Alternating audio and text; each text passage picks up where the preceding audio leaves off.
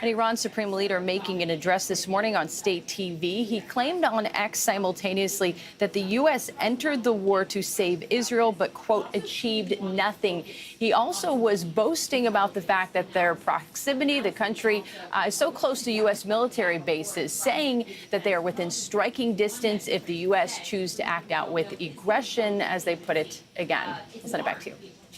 Wow. So he's being a little confrontational coming out of his cocoon. Thanks, Certainly Alex. so. Yeah, he has to say that, though, right? Yeah, we don't know. I don't know if this was, he was out for 4 days. We didn't hear anything of him.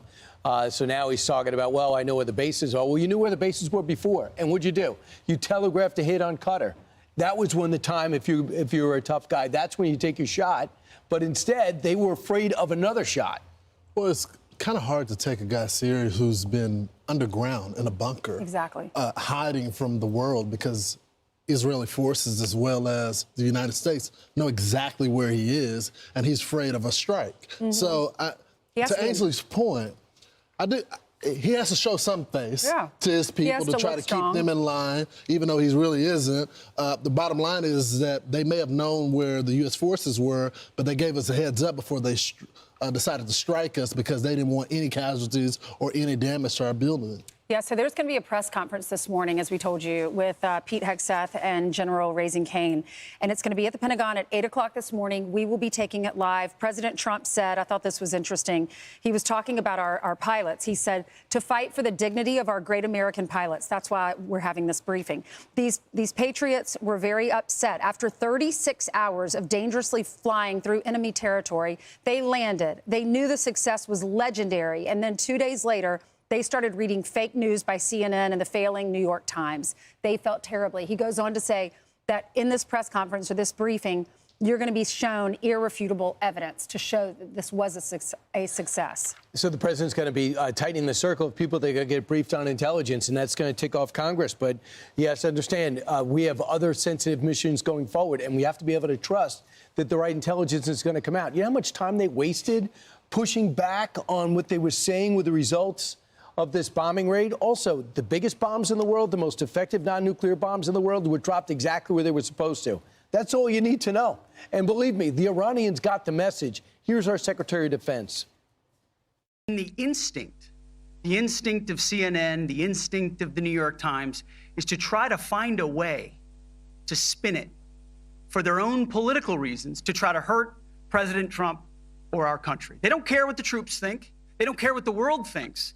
They want to spin it to try to make him look bad based on a leak.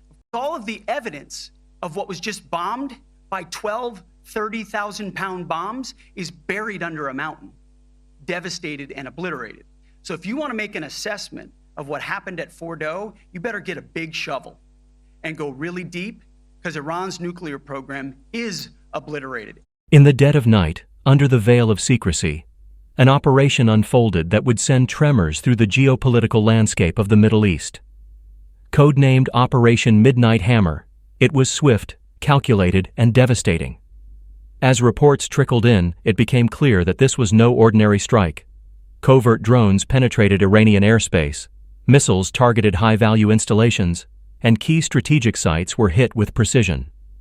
Though no nation openly claimed responsibility, all signs pointed to a Western-led coalition, some suspecting covert participation by the United States, Israel, and allied forces in the region.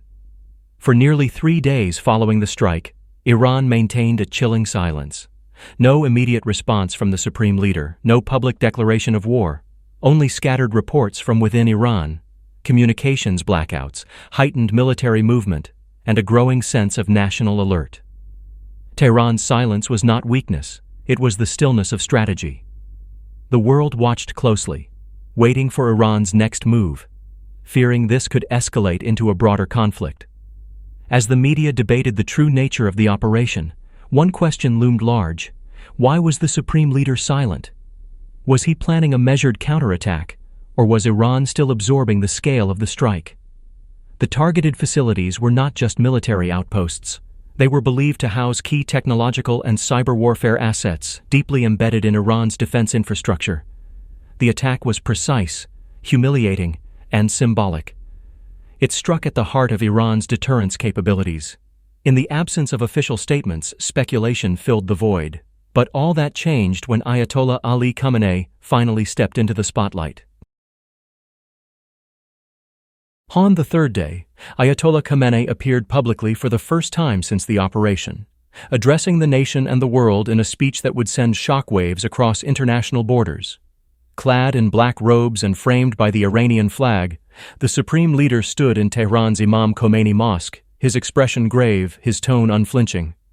Surrounded by top Revolutionary Guard commanders and religious clerics, Khamenei's words were not just a response, they were a declaration of defiance. He began by condemning the attack as a cowardly act of aggression carried out under the cloak of darkness, directly blaming what he called the axis of global arrogance, a phrase long used to refer to the United States and its allies. His voice steady, Khamenei warned, "Those who strike us in silence will be answered in flames. Every hammer blow you deliver forges the sword we will wield." The speech was powerful, poetic, and full of symbolism. But more than that, it was a signal. Iran would not take this blow lying down. Khamenei then shifted the tone of the speech from retaliation to rallying. In a broader appeal to the Islamic world, he urged unity among Muslim nations, framing the operation not just as an attack on Iran, but as an assault on Islamic sovereignty and dignity. If they strike Tehran today, he warned, they will strike Mecca, Damascus, and Cairo tomorrow. This is not just Iran's battle. It is the battle of all who refuse to bow to tyranny. The message was clear. This was no longer just a regional conflict. It was a call for resistance. As his speech aired live across Iranian television and radio, large crowds gathered in the streets of Tehran, Mashhad, and Qom. Chants of "Death to America" and "We are all Quds Force" echoed as Revolutionary Guard troops vowed revenge. Within hours, Iran's top generals released statements promising a multi-layered and strategic response, hinting at the involvement of Iran's vast regional proxy network. From Hezbollah in Lebanon to the Houthis in Yemen, the chessboard was being set for something much bigger.